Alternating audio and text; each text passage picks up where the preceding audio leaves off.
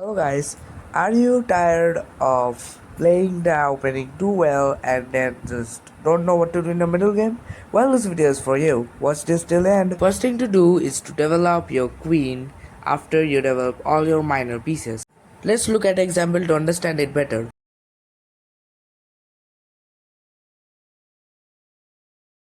Now here a lot of you would just take the bishops out or just do whatever they want, but in general here a good move is queen to d4. Now the question that arises is why?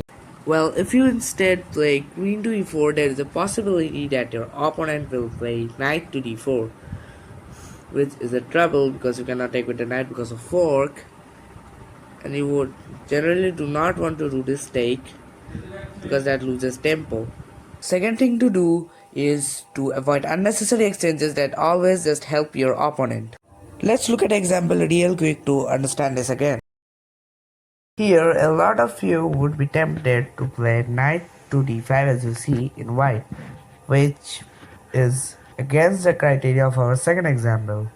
Let's look at what the consequences will be if you play that move in this specific position. Here, your opponent will play knight takes d5, pawn takes d5, knight to d5, and as you see, this pawn is on the d5 layer is double pawns, which you just generally don't want to, and that pawn can be a vulnerable target sooner or later. If you choose to take with the bishop, as you see here, knight to e3, and as you know, bishops are greater than knights.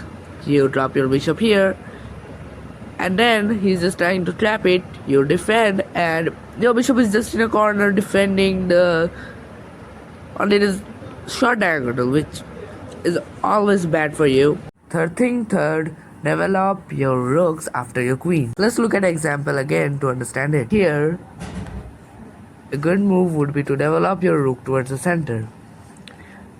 Since there's no open file, because in open files it's generally way better, you would be tempted to play rook to d1 or rook to e1. These two are very good. I would here prefer rook to d1 first, because it first lets you ready to open up the d4, play d4.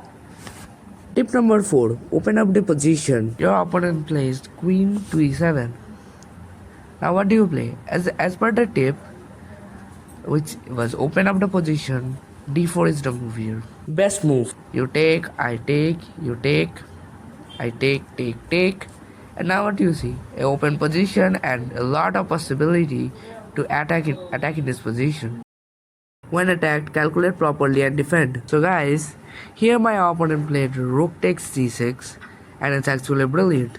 You cannot take with the knight because of this mate in 2, and you cannot leave this because if you play any random move, take, check, not check here, take, then this,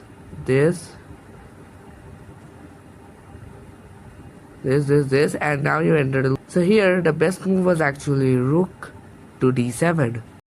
Any piece working the least, develop that first.